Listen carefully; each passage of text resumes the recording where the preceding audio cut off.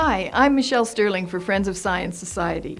On February 27, 2016, the G20 finance leaders announced from a UN Environment Program meeting in Shanghai that they're planning to spend more of your money. How much?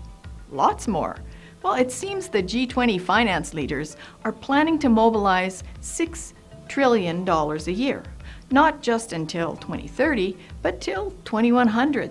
That would be 510 trillion, or over half a quadrillion dollars. That's kind of hard to get your head around. So we asked energy economist Robert Lyman to put that in more tangible terms that regular taxpayers could understand. How much is 500 trillion?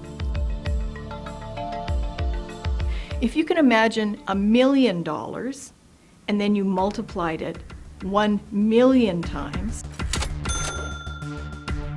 then took that sum and multiplied it 500 times, that would be 500 trillion. Or how about this? There are 100 trillion cells in the average adult human body. So 5 of me, or 5 of you, in cells. Maybe you're the type of person who's born to shop.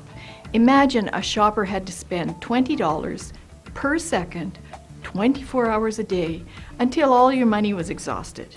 It would take you 1,585 years to spend 1 trillion.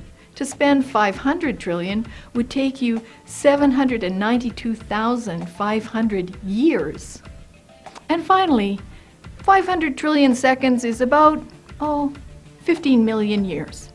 So the amount of money that the G20 finance leaders are planning to spend, your money, is by any standard breathtaking.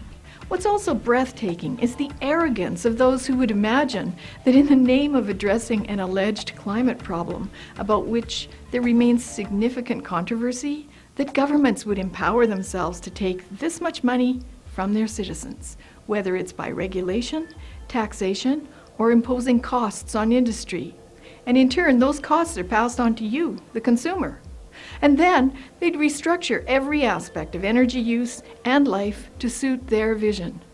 Frankly, the only way that this could be done would be through some kind of a global totalitarian government.